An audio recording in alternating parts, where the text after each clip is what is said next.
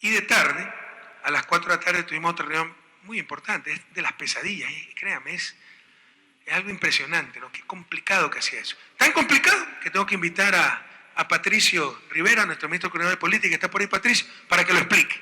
Porque créanme que para esto se necesita un doctorado. Me refiero al cierre de la crisis bancaria. Uy, Rafael, en 7 años no ha podido cerrar.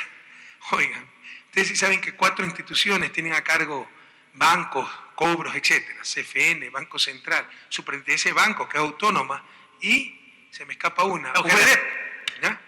Que hay bancos que como quebraron fraudulentamente, entonces tienen que estar a cargo de esta institución y con esta ley. Los otros que quebraron no fraudulentamente, entonces no tienen juicio, pero tienen que pagar los accionistas, administradores, ya no los otros. Y por supuesto también está la parte de cobro de deudas. Entonces yo he dado un plazo hasta marzo, en lo que a mí me corresponde, UGDEP, CFN, Banco Central, y un exhorto al señor superintendente, no, que siempre es tan colaborador, para en marzo, compañeros. Es que es muy fácil esto, por duro que sea, pero no se puede dejar en impunidad esa tragedia nacional. Hasta marzo se va a haber cobrado las deudas, o si no se puede cobrar la deuda, no es que no se pudo cobrar, quebró el banco, nos quebró a todos y no pudo responder con sus bienes y quedó estafado el Estado y la ciudadanía. O hizo un préstamo, muchas veces vinculado, no siempre, ¿no? Hizo un préstamo, no lo pudo pagar, eso ayudó a que quiebre el banco, se fue con $200.000, pero no puede pagar, pobrecito. No, señores. Si no puede responder a sus obligaciones, tendrá que ser declarado insolvente. Es decir, solo hay 2 posibilidades. El resto se llama impunidad. El resto se llama olvido, ¿no? Perdón y olvido social, que es impunidad. Yo puedo perdonar una deuda en lo personal, pero las deudas sociales, si las dejan en el olvido, se llama impunidad. Solo hay 2 opciones, pueblo ecuatoriano, solo hay 2 opciones. O se cobró la deuda, o los que quebraron los bancos, los accionistas, los dueños, pagaron, ¿no?, con su patrimonio al Estado, a los depositantes.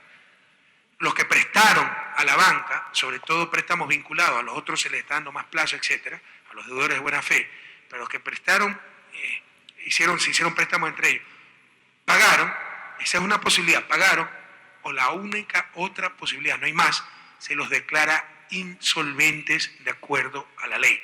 Esto es doloroso. En la lista que vi, creo que hay muchos compañeros míos de universidad, profesores, etcétera, pero hay que hacerlo, compañeros. Lo del 99 no puede quedar en impunidad y todavía hay altas dosis de impunidad. Gente que sabe que nunca fue tocada, que puede dejar de pagar, nunca se ha acercado a tratar de arreglar su deuda y saben que con su poder mediático, etcétera, sus argollas, la ley no los va a alcanzar. Bueno, con el gobierno de Revolución Ciudadana se les aplicará la ley por igual. O pagan o se los declara insolvente. Patricio, que nos explique la situación de cómo va el cobro de los deudores al Estado por la crisis bancaria.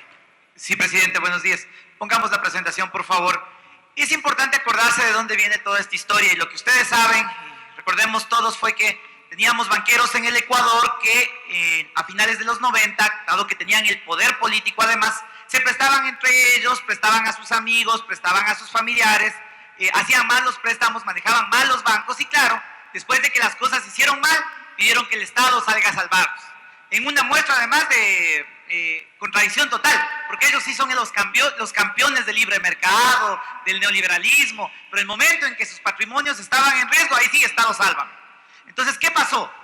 Básicamente, ustedes saben que tuvimos una crisis terrible, tuvimos una migración terrible, se perdieron vidas como resultado de esto, tuvimos un proceso social de desempleo terrible, pero claro, además nos dejaron la historia financiera de esto.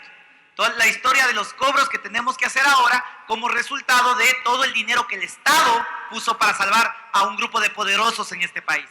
Y claro, lo que pasó fue básicamente que los gobiernos anteriores no tuvieron voluntad política para cobrar.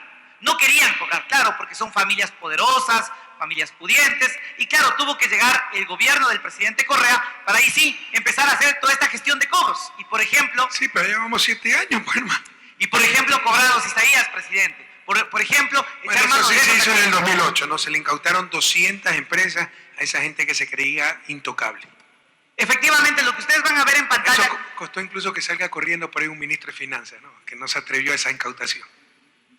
Efectivamente, presidente. Como resultado de eso, ustedes pueden ver en pantalla cómo se dividieron, digamos, el trabajo del cobro a los peces gordos, digamos, a los accionistas, a los representantes legales, entre la Superintendencia de Bancos, que está a la derecha, y a la izquierda, y la UGEDEP, que está a la derecha.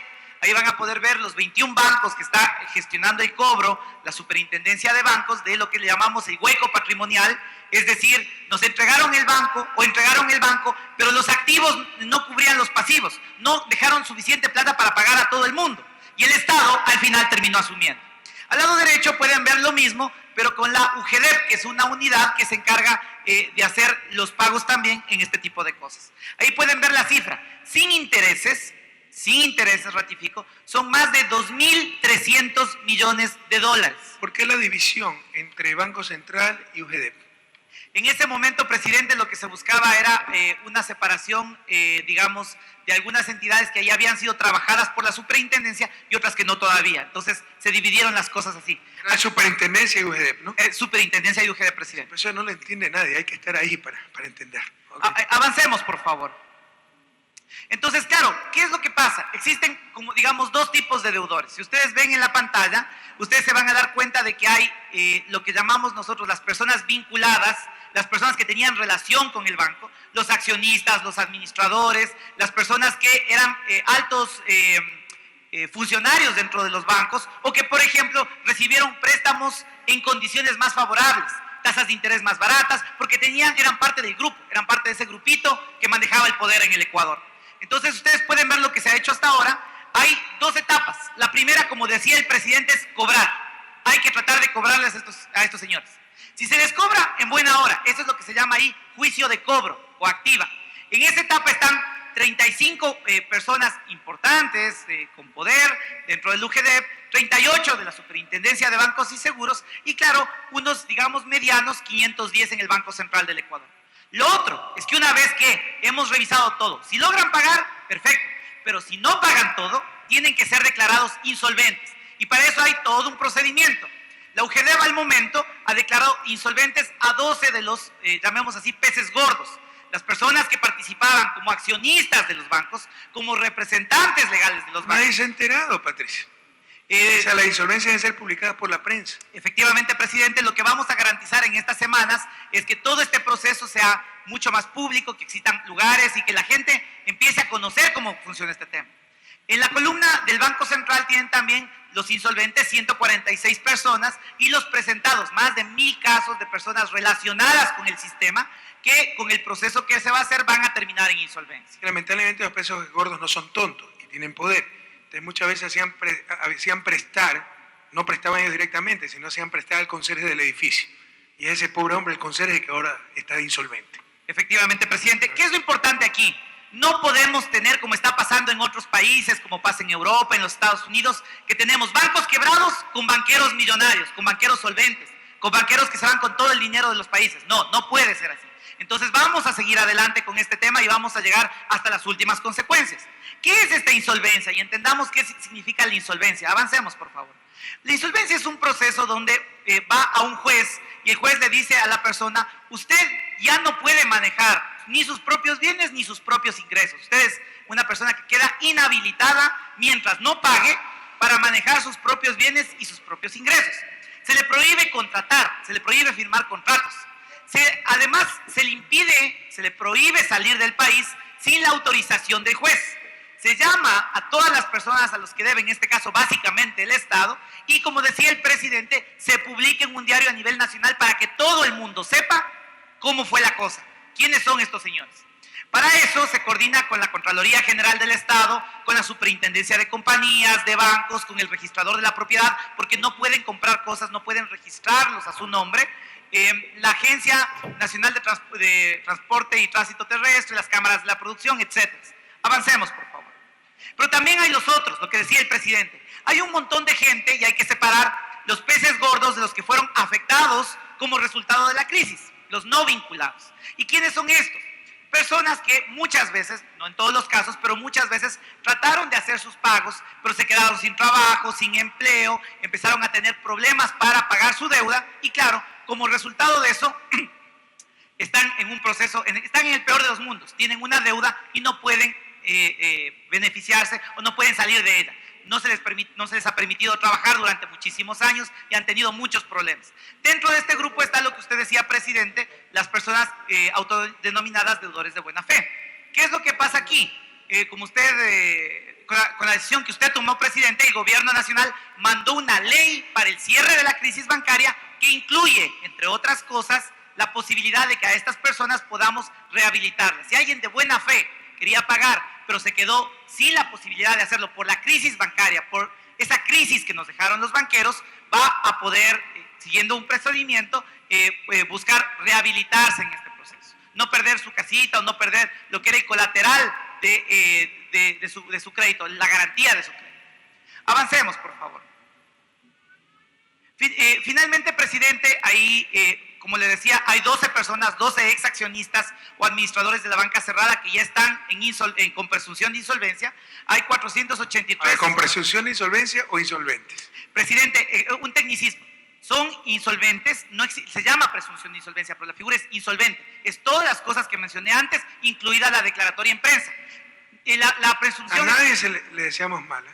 Eso es terrible, ser declarado insolvente. Pero también fue terrible la crisis del 99. Alguien tiene que responder por eso.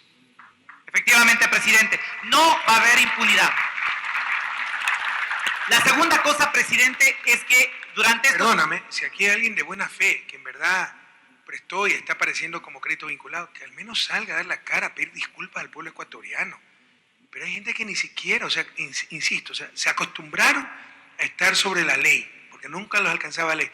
Ni se han preocupado en renegociar su deuda, nada, creyéndose impunes. Al menos que pidan disculpas al pueblo ecuatoriano si actuaron de buena fe, pero ni eso han hecho. Efectivamente, presidente, como usted decía, hasta ahí son una presión, hasta a finales de abril quedamos, no fue hasta marzo, hasta finales de abril. Seguro, no me estás cambiando las cosas. Se revisa, por favor. Ya se está dando un mes más. Fue hasta finales de abril, presidente. Vamos a trabajar cada una de las entidades, la superintendencia, el UGEDEV, etcétera, van a demandar al menos 38 juicios adicionales de los peces gordos contra los ex accionistas y administradores de la banca para llevarlos al tema de insolvencia. Finalmente, con todos los procesos chiquitos, con la ley que estamos mandando a la Asamblea, la idea es que dejemos todo en orden, de absolutamente todos los chiquitos, y encaminado el proceso ya, todo en orden, hasta finales de año para todo el resto de chiquitos. Resumamos, hasta abril o están cobradas las deudas o declarados insolventes. De los accionistas y administradores, de todos los peces gordos. Y se le da santa sepultura a la crisis bancaria. La idea es que a lo largo de este año, presidente, con los chiquitos... ¿Hasta cuándo?